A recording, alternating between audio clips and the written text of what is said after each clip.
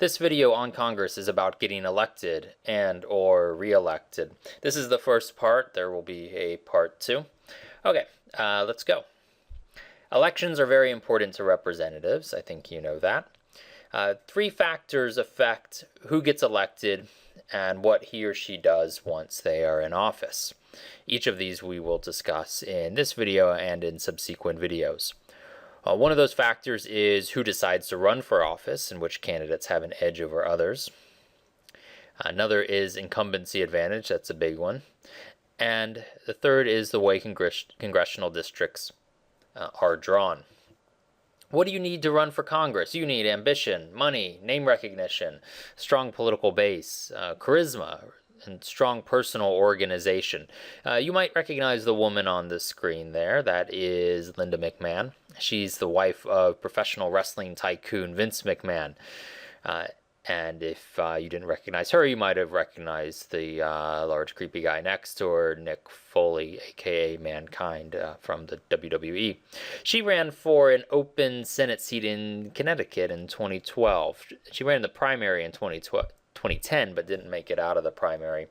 She made it out of the primary in 2012, but lost in the general election to the Democratic candidate. It was an open seat that she was running for. There was no incumbent to replace. I believe that was Joe Lieberman's seat, although you'll have to check me on that. She has what it takes, name recognition. She's, part of the McMahon clan. Lots of money. She pledged to spend $50 million of her own money on the campaign. Certainly no shortage of ambition or charisma. She lost, though, so these are necessary but not sufficient qualities to run for office. Even if a candidate has this kind of money to spend, if that candidate is not already in office, she has her work cut out for her. So Linda McMahon was running for an open seat, so this isn't so much of an issue there. But when a challenger, even one as rich, charismatic, and ambitious as Linda McMahon, runs for office, if there's an incumbent, it's going to be really hard to win.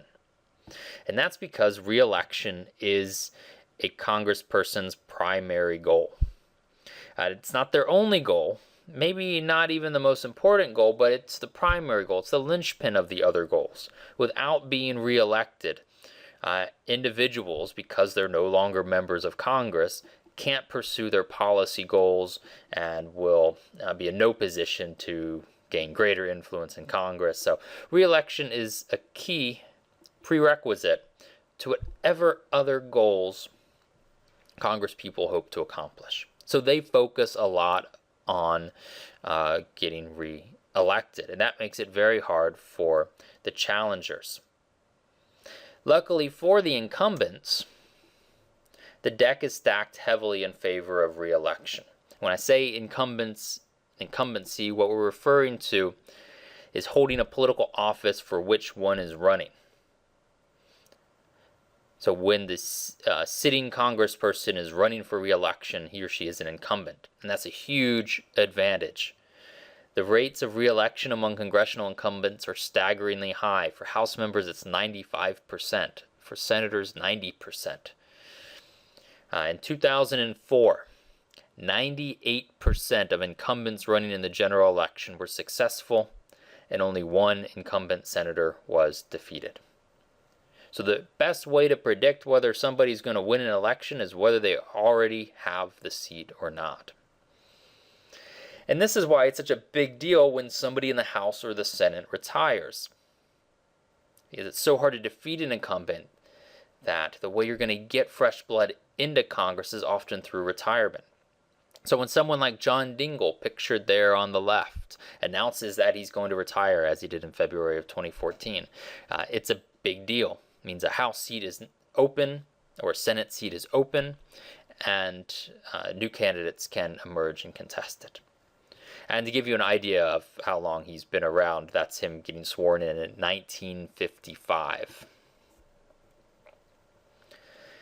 This graph from the Lowy Ginsburg textbook really gives you a visual of how high these incumbency rates are. The y-axis shows you the percentage of representatives re-elected. And you notice that it just starts at 40 because it's always higher than that. In fact, in these years, it's always higher than 50. And on the x-axis, you have the year here. And you can see for House members, percentage that are reelected is very, very high. For senators, a little bit lower on average. But still, we're talking about dips between 70 and 90%. Incumbency is very, very powerful. Notice that even in wave elections like we had in 2006, in 2008, in 2010, where you had a lot of people elected, you had the Congress, bodies of Congress, the House of Representatives or the Senate changing hands, you still had very, very high incumbency re-election rates, even in those wave elections. Now, oftentimes, to be truthful, competition in congressional elections isn't all that high to begin with, so it's not a big surprise that the incumbents win. But part of the reason it's not high is because everybody knows that the incumbent is likely to win, so they're going to be less likely to themselves run for the office. Sometimes sitting senators, sitting representatives will decide to retire rather than lose their last election. So if it looks like they're going to lose, they just won't run for re-election. That's going to keep these figures a little bit high as well. The fact that anybody who looked like they were likely to lose, not anybody, but many of the elected representatives that think they're likely to lose will drop out, and then they're not showing up in this chart here. It's worth noting too, before leaving this slide, that there's something called the sophomore surge, which further demonstrates the power of incumbency. Candidates tend to win a higher percentage of the vote when they're seeking their second term in office than when they win their initial election victory. So think about it. Somebody runs for an office, they win. They run for re-election, they win even higher. Not much has changed in 2 years in the House, but what's going on is now they're incumbents. And as incumbents, they have a lot of advantages. They have advantages in terms of name recognition, fundraising, media coverage. There are many perquisites that come with the office.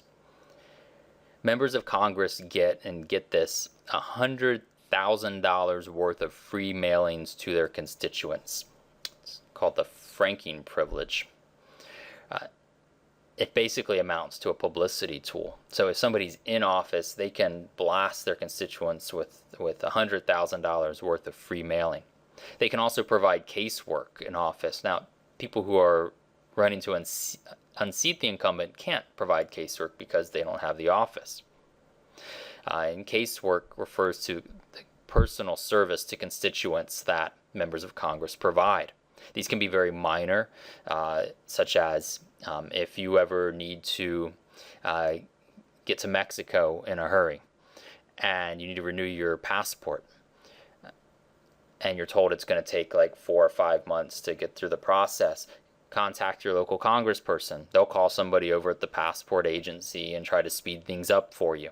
And they do that because you're their constituent and they want you to vote for them come election day. That's a kind of minor service. There's also bigger services like presenting special bills in the House or in the Senate that reflects the interests of the constituents. Pork barrel legislation, which is bringing legislative projects to the district, is another way in which incumbents can use the office to their advantage in ways that will likely result in their re-election. There's the famous Bridge to Nowhere in Alaska that was built, an expensive bridge paid for with federal tax dollars that didn't really go to anywhere that anybody needed to go, but what it did was bring construction projects and money into this district in Alaska, and that's good for the representative. They get to say, look what we've done for this district. Competitive advantages as well are enjoyed by incumbents, fundraising advantages, the ability to get media coverage If you're in office, it's easier to get the news to cover you than if you're not in office. And the simple advantage that comes with people knowing you're an incumbent and that you probably won't lose, so they don't challenge you in the first place. So the perks of incumbency are significant, and that's how we've ended up, whoops, my finger's a little itchy, I'm so excited to change slides here. That's how we've ended up here with increasingly lower turnover rates in Congress. So this is the House of Representatives that you're seeing here.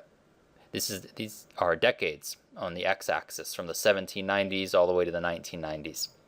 And this is the mean turnover percentage, the percentage of members of the House of Representatives, percentage of seats that were turned over to new people. You can see it back in the late 18th, early 19th century.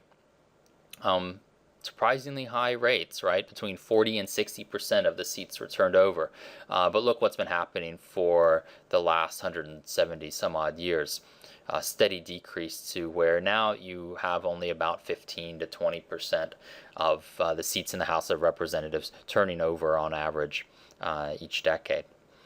Okay, more to come.